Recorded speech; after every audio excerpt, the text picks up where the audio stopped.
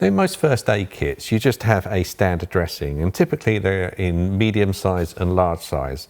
And what they are just literally a bandage. And as you undo the bandage, you then come to a pad.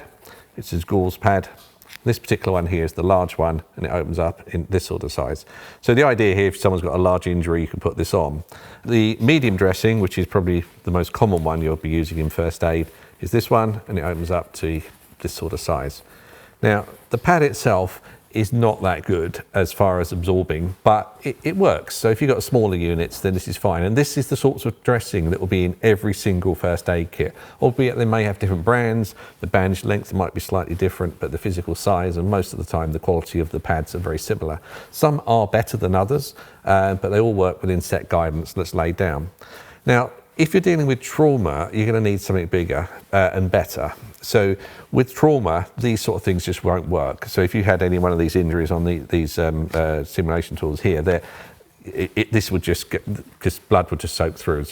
And the guidance for these is if blood comes through the dressing, then you remove it and put another one on top.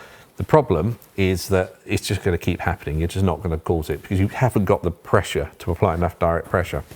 So we then use trauma dressings. Now, trauma dressings, these are two dressings here.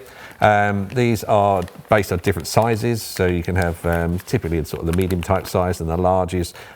You can get lots of other versions as well, so some dressings are huge for massive areas on the chest and that, but generally speaking, when you're looking at a bleed kit, these are the two sizes you would have. So these ones for smaller cuts and these for the larger. Once you take it out, you've often got a second bag, and inside here you've got a little nick mark, and you can then tear that and remove the dressing from the packaging. And once you open this up, you'll see it's a little bit different from the other one. So if we open that up and look at the pad, this pad is much bigger, it's much thicker, and it's a lot more absorbent. You can put on these dressings sometimes up to ½ a litre of blood, and it will not show through on the other side. They're very, very good. So if we're comparing this dressing with this, I mean, it's pretty obvious that this is going to be a much better one. Now, so the pad is the first thing that's different.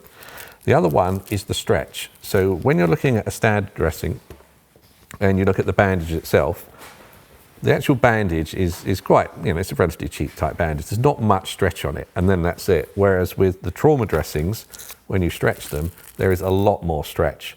This means that we can apply this trauma dressing on with a lot more pressure, because we say about applying direct pressure, but there's no way you want to transport a patient, you can just keep your hand on a wound, whereas something like this, you can apply a lot of pressure.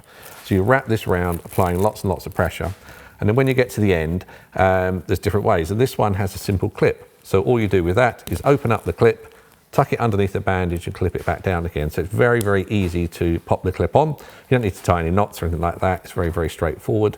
And it's an easy way to remove it as well. Or if you need to re-tighten it, you can undo it, tighten it back up again. You're not trying to undo a knot, which invariably, if you're going to put a knot on, you're going to end up cutting it. Whereas with this, you can just simply unclip it.